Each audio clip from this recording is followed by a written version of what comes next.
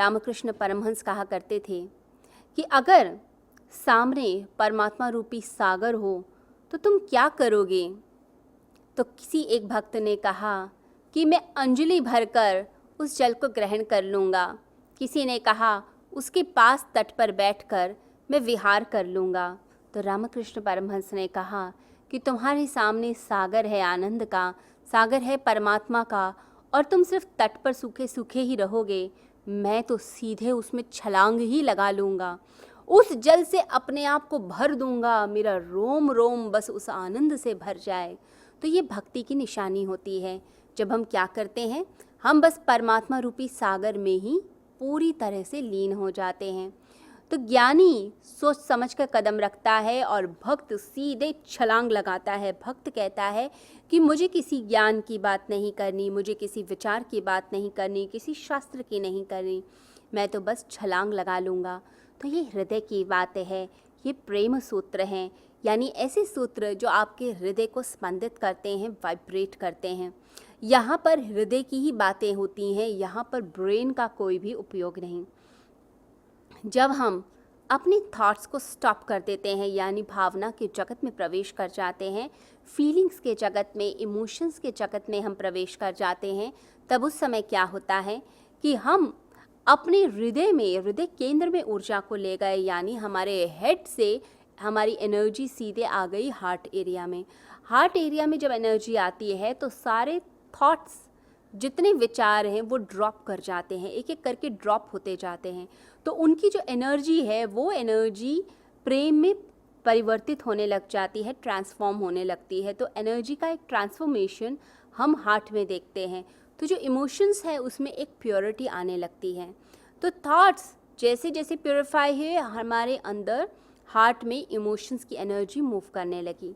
एक बात याद रखिए, जो आपके हृदय को पहले समझ आ जाता है, आपकी बुद्धि भी उसको जल्दी समझ लेती है। अगर आप बुद्धि को पहले समझाने की कोशिश करेंगे कि प्रेम क्या है, सौंदर्य क्या है, कोई चित्रकला, कोई पेंटिंग, तो आपकी बुद्धि तुरंत एनालिसिस करके किसी एक निष्कर्ष पे आ जाएगी। अगर हृदय से आपको कोई पेंटिंग अच्छी लग रही है, कोई चित्रकार की कोई पेंटिंग है, किसी का म्यूज़िक अच्छा लगता है, किसी के हाथ से बनाई कोई चीज़ अच्छी लगती है, आपके दिल को अगर भा गई, तो आपका मन, आपकी बुद्धि, आपका तर्क भी उसको स्वीकार कर लेता है। लेकिन अगर पहले तर्क को समझाने की कोशिश करेंगे, पहले बुद्धि को समझाने की कोशिश करेंगे, तो बुद्धि पूरा नाच नचा देती है।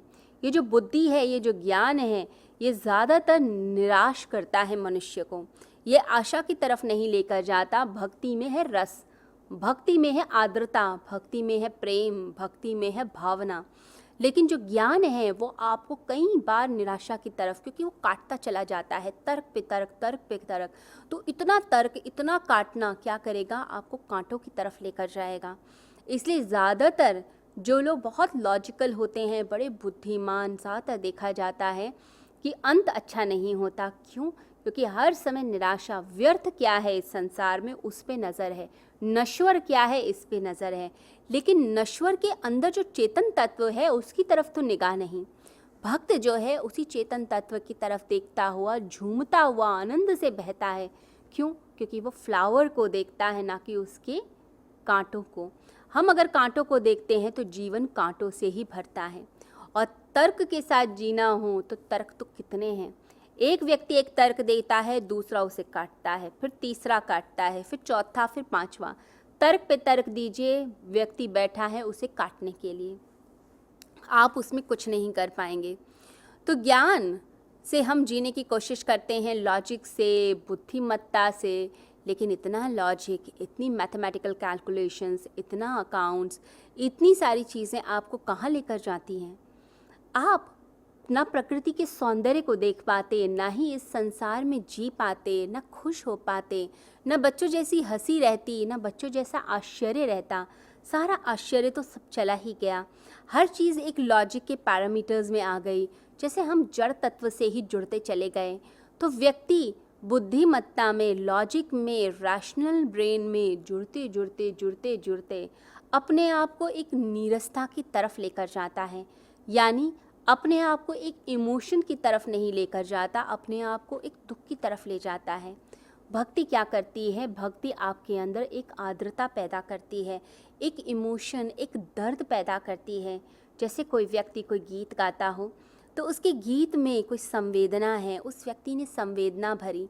आप जब सुनते हैं आप उसको लॉजिकली भी सुन सकते हैं और कह सकते हैं क्या फालतू की बात कर रहा है या क्या बेकार की बात है। एक ही चीज़ को बार बार रिपीट करना, एक ही लाइन को 10 तरह से गा के सुना दिया, अलग अलग रागों में सुना दिया, ये तो बोर ही कर दिया इसने। कोई लॉजिकल बात करे, जल्दी जल्दी फास्ट फास्ट बताए।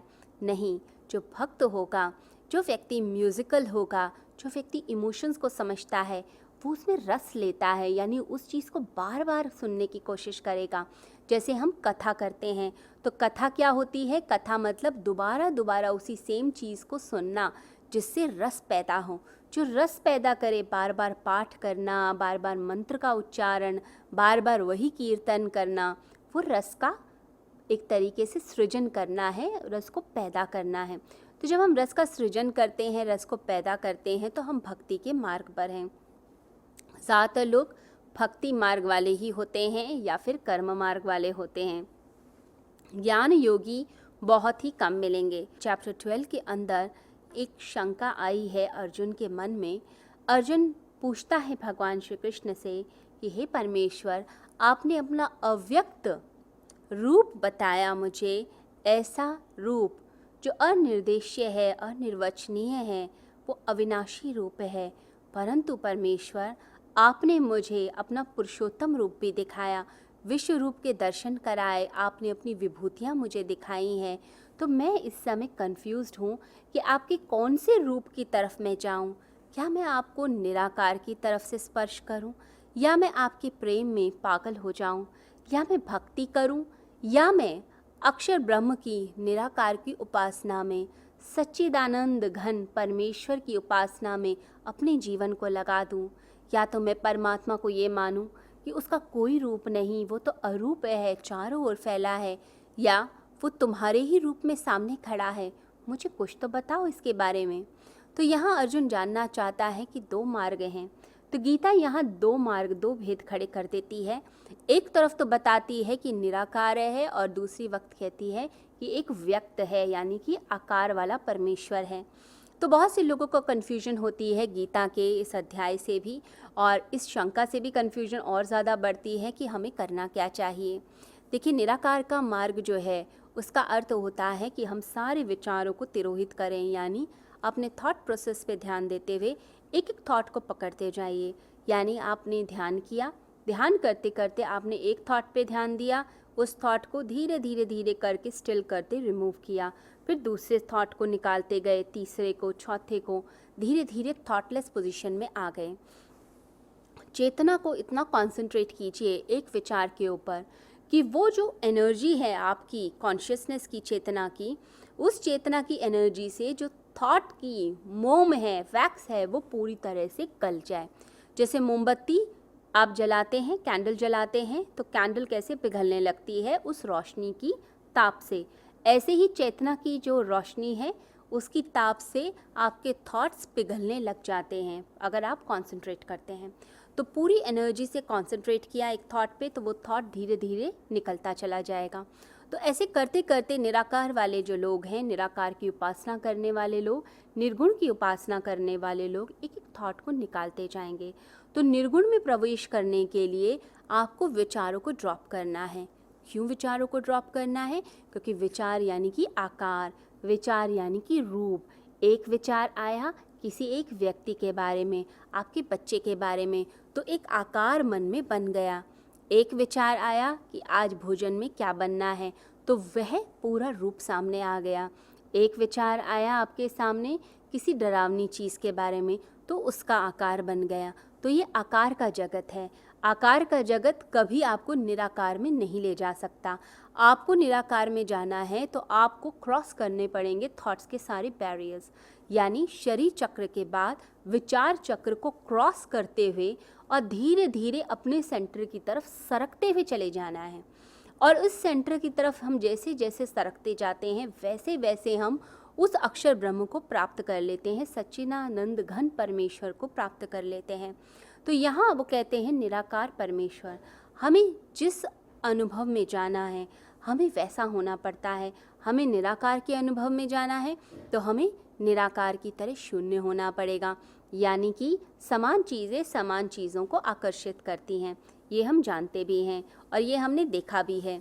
तो कई बार क्या होता है कि जो समान चीज़ें हैं, यानी आप अच्छे हैं तो अच्छे लोगों को आकर्षित करेंगे, आपके अंदर जुए की लत है तो जुआरी ही आपके पास आएंगे, आपके अंदर चोरी की लत है तो चोर लोग ही आपके पास आएंगे, आपके अंदर बिजनेस की है तो बिजनेस वाले लोग इकट्ठे होंगे, आप यदि निष्काम कर्मी हैं तो सारे निष्काम कर्मियों को आप अपने आसपास एकत्रित कर लेंगे। आप जैसे होते हैं आप वैसी ही चीज़ों को अट्रैक्ट करते हैं। अगर कोई भगवान बुद्ध की राह पर है, यानी कि निराकार परमेश्वर की राह पर, तो वो क्या करेगा, शून्य में प्रवेश करने की कोशिश करेगा कि हम हर विचार को निकालते जाएं, विचार की शुद्धि, प्योरिटी, पहले तो प्योर करते गए, नेगेटिव से पॉजिटिव की तरफ गए, तो विचारों को हम शुद्ध करते गए, प्योर प्योर प्योर, प्योरिटी करते करते फिर हम अपने अंदर लेकर आए उस निराकार परब्रह्म के शून्य को, यानी कि पूरा थॉटलेस हो गए। तो जैसे आसमान में बादल होते हैं, उसी तरीके से विचार होते हैं हमारे चित्त के आसमान में, आकाश में। तो उस चिदाकाश के अंदर से आपने थॉट्स को हटाना है तो स्काई कैसे हो जाएगा, बिल्कुल क्लियर हो जाएगा। तो उस शून्य के अंदर आप निराकार में प्रवेश करते हैं। दूसरा जो मार्ग बताया गया है गीता में, जिसके बारे में चर्चा हुई है, वो चर्चा हुई है सगुण परमेश्वर, सगुण ब्रह्म के बारे में, यानी कि जिसके अंदर गुण हैं, जो आकार वाला है, यानी कि पुरुषोत्तम भगवान श्री कृष्ण। तो पुरुषोत्तम भगवान श्री कृष्ण, जिनका हमने विश्व रूप दर्शन देखा, जिनका हमने विभूति योग देखा, भगवान क्या कहते हैं, जहाँ भी मेरी विभूतियाँ हैं वहाँ मैं ही तो हूँ, मैं कहाँ नहीं हूँ। भगवान ने अधियज्ञ के बारे में, अधिदेव के बारे में बताया, अधिभूत के बारे में बताया, सब चीज़ें भगवान श्री कृष्ण ने गीता में बताई हैं। तो ये जो भक्ति का मार्ग होता है, ये मार्ग होता है प्रेम का मार्ग। प्रेम का मार्ग ये खाली करने का मार्ग नहीं है। जैसे निराकार में हमने क्या देखा कि हमें अपने आप को खाली कर देना है, पूरी तरह से एम्प्टी। जब हम पूरी तरह से अपने आप को एम्प्टी कर देते हैं, यानी कि खाली कर देते हैं, तो फिर क्या होता है, हम निराकार में प्रवेश कर गए। जो सगुण है, इसके अंदर क्या है, जो भक्ति मार्ग है, इसमें हमें भर लेना है, यानी परमात्मा के प्रेम से भरते जाइए, भरते जाइए, यानी आपके रोम रोम में परमात्मा का प्रेम। तो प्रेम की उपासना है, आप ये महसूस करें आपके हृदय से प्रेम बह रहा है, वो प्रेम जो सब तरफ जाता है। जैसे माता अपने बच्चों से कैसे प्रेम करती है, उसके मन में उसके बच्चे बस जाते हैं, बच्चे श्वास श्वास में। वो अचार भी बनाएगी तो अपने बच्चों के लिए बनाएगी, वो खाना बनाएगी तो बच्चों के लिए बनाएगी, वो कुछ बोलेगी भी तो हमेशा अपने बच्चों के हित के लिए बोलती है। वो ये भी भूल जाती है कि उसके पास उतने कपड़े हैं कि नहीं, उतनी चप्पलें हैं कि नहीं, उतना सामान है कि नहीं, लेकिन उसके बच्चे के पास कोई एक चीज़ की कमी ना रह जाए। हर समय जो ध्यान होता है वो अपने बच्चों में लगा रहता है। तो इतना प्रेम का भाव, या कोई व्यक्ति किसी से जब प्रेम करने लगता है, अपनी किसी प्रेमिका से या प्रेमी से, तो क्या होता है, तो हर जगह वही दिखता है, उसी का ध्यान, हर समय वही स्मृति, बार बार बात करने का मन करता है, बार बार लगता है फ़ोन करो, बार बार चैटिंग करो, बार बार नज़दीक आओ। तो ये सब चीज़ें क्या हैं, ये है अपने आप को भरना। ऐसे ही जब हम परमात्मा के तरफ बहने लगते हैं, यानी जब हम परमात्मा के हो जाते हैं, तो हमें कण कण में वही ईश्वर दिखता है। भक्ति क्या कहती है, भक्ति कहती है परमात्मा ही है, तो उसी प्रेम को भरेगी, यानी कि वही परमेश्वर, उसी के गुण।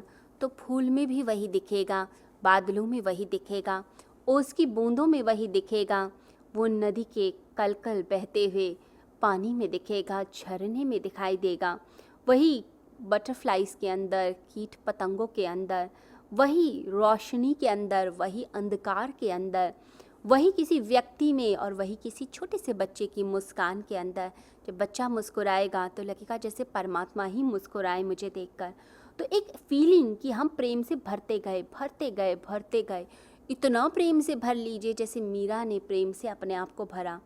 तो दीवानी हो गई, भगवान के प्रेम में नृत्य करती रहती थी, झूमती रहती थी, अलग अलग गीत लिखती, और गीत भी इतने मधुर कि आज भी मीरा के गीत गाए जाते हैं, मीरा के भजन गाए जाते हैं, मीरा का उदाहरण दिया जाता है। इतना समय बीत गया मीरा को, लेकिन उसकी भक्ति का ये चमत्कार कि आज भी लोगों को याद आती है। तो ऐसा प्रेम होना चाहिए कि अंदर ही अंदर उसका रस बहने लग गया है। तो प्रेम की धारा ऐसी जो परमात्मा की तरफ बह गई, तो सिर्फ जैसे मीरा ने भर लिया, इसमें एक भी स्पेस खाली नहीं छोड़ना होता। जैसे निराकार में हमें खाली करना है, भक्ति के अंदर हमें भरना है, यानी टोटली फिल कर देना है परमात्मा को। इतना अंदर भर देना है कि आपके पास एक विचार न बचे।